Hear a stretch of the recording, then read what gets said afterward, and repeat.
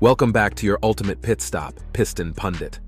While headlines scream about Ukraine, Gaza, and Taiwan, Russia has been quietly forging a new front line far from the usual battle maps in the Arctic.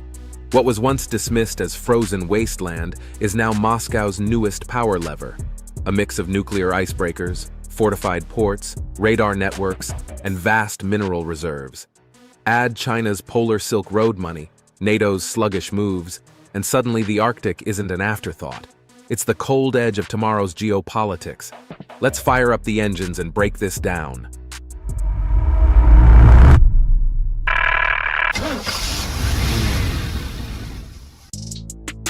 From ice to influence, Russia's Arctic build-out. Russia's Arctic dominance wasn't born overnight. It's been decades in motion, but the past 5 years turned blueprints into hard steel. While global focus stayed on Ukraine and the Middle East, Moscow quietly fortified the Northern Sea Route, NSR. By 2025, Putin declared the final phase of Arctic transformation, signaling Russia had done what the West hadn't even begun. The numbers tell the story. Over 50 icebreakers, led by the nuclear-powered Project 22220 fleet, give Russia unmatched reach. Ports from Murmansk to Pevek now serve as militarized outposts, linked by radar, undersea sensors, and air defense systems forming a 24,000-kilometer shield. This isn't just infrastructure, it's national identity. The Arctic delivers 7.5% of GDP, 11% of exports, and could bring $160 billion in tax revenue by 2035. Shipping is surging too, nearly 38 million tons in 2024, with Rosatom expecting foreign voyages to jump 50% this year as companies eye faster, cheaper alternatives to Suez. But Russia's Arctic build-out isn't just about strength on ice. It's also about leverage over global trade. That brings us straight to the Northern Sea Route. The Northern Sea Route.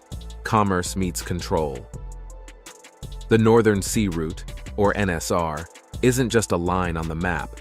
It's a shortcut that slices up to 40% off the journey between Europe and Asia. What takes 35 days through Suez can be cut to about 20 via the Arctic, a massive advantage for shippers chasing speed and lower fuel costs. But the NSR is no free highway. Moscow regulates every vessel with permits, ice-class rules, and mandatory Russian icebreaker escorts. Costs rise, but so do rewards. Russian carriers like Sovcomflot enjoy the inside lane, while foreign operators navigate fees and red tape.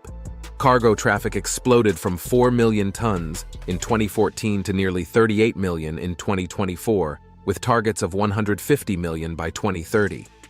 Rosatom Cargo is already planning Arctic container shipping and new hubs in Murmansk and Vladivostok, with trials eyed for 2026. Still, hurdles persist. Seasonal ice, high insurance, and Western sanctions limiting carriers. Yet for Russia, the NSR is more than commerce, it's leverage. In peacetime, it fuels trade. In crisis, it becomes a bargaining chip. Before we delve deeper, do us a favor. Smash that like and subscribe button. It helps us bring more updates to auto and policy enthusiasts like you. And speaking of leverage, Russia isn't steering this alone. Let's shift gears and see how China is powering the Arctic axis. Beijing's Polar Silk Road, fueling the Arctic axis. If Russia brings geography, China brings money and ambition. Once mocked for calling itself a near-Arctic state, Beijing has turned the label into reality. Through its Polar Silk Road, China is embedding itself in Arctic trade, not with warships but with infrastructure, financing, and logistics Moscow can't fund alone. COSCO has already tested Arctic voyages, and even with sanctions slowing activity, Beijing continues to invest. From research bases and fiber optic cables to dual-use ports, these projects are less about science and more about securing long-term influence under China's global Belt and Road banner. The benefits are mutual. Russia gains capital, tech, and political cover against sanctions. China gains diversification, sidestepping choke points like Malacca and Suez. In today's era, where supply chains act as geopolitical weapons, that shorter Eurasian corridor is priceless. Recent deals deepen the alliance, Chinese firms stepping into Arctic LNG projects, financing new vessels, and even drawing India into polar training. Moscow controls the route, Beijing fuels its growth. Together, they're shaping an Arctic future the West can only debate. But while Russia and China tightened their grip, NATO's hesitation has been the West's biggest liability. NATO's frozen blind spot, the cost of delay. For years, Western capitals treated the Arctic as little more than a zone for climate talks and drills, not a strategic battleground. That complacency cost them. While Russia built permanent bases, fortified ports, and a regulatory grip on the northern sea route, NATO settled for rotating troops and temporary exercises. No unified doctrine, no lasting infrastructure. By 2024, the alarm bells rang, but Moscow's foundations were already in place. Russian and Chinese vessels moved freely while Western ships faced red tape. The Arctic Council, once a forum for cooperation, froze under geopolitical tension. The hesitation wasn't just military, it was economic. Shippers quietly tested Arctic lanes, insurers recalculated premiums, and European ports braced for polar leakage as traffic threatened to bypass Suez. The market adjusted faster than governments. And if that wasn't enough, Moscow's grip on resources beneath the ice adds another layer of dominance. The Arctic chessboard, resources, routes, and Russia's shadow hand. The Arctic isn't just frozen seas, it's a vault of resources. Estimates suggest 90 billion barrels of oil, 1,670 trillion cubic feet of natural gas, plus nickel and rare earths vital for steel and green tech. Whoever controls access wields leverage far beyond the ice. Russia's play is simple. Every ship through the NSR pays fees, escorts, or carriers that feed both infrastructure and the Kremlin's war chest. But control isn't only financial, it's political. Moscow can delay shipments, reward allies, or squeeze adversaries. During energy crises, it could choke LNG flows to Europe while fast-tracking cargo for China or India.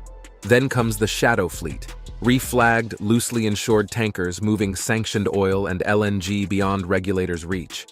Backed by nuclear icebreakers, this fleet makes Russia's Arctic logistics nearly untouchable. Unlike tanks or missiles, this dominance is invisible yet potent. With each port, icebreaker, and mineral contract, Moscow tightens its grip. Climate change only widens the board, giving Russia and China more squares to command while the West plays catch-up. And so we arrive at the bigger question. What does this Arctic shift mean for the balance of global power? Closing thoughts. The ice has shifted. An Arctic verdict. This wasn't random drift, it was deliberate strategy. Russia built steel and sovereignty where the West built PowerPoints.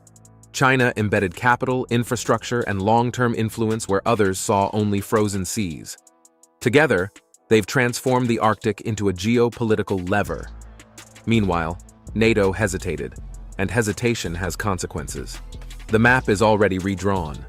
The northern sea route isn't a dream for the future, it's a reality of the present, one where Moscow and Beijing hold the keys. The bigger question now is simple but chilling. Can the West adapt fast enough, or has the Arctic already slipped permanently into a Russian-Chinese grip? Because power today doesn't always shift with missiles. It shifts with icebreakers, contracts, and shipping lanes. And the ice, my friends, is already moving. Before we wrap up, let's hear from you. Do you think NATO can realistically close the Arctic gap, or is it too late? Will Russia's resource strategy pay off long-term, or could sanctions eventually bite harder than expected? And how much influence do you think China's Polar Silk Road investments will have in reshaping global trade routes? Drop your thoughts below. We love to see your takes.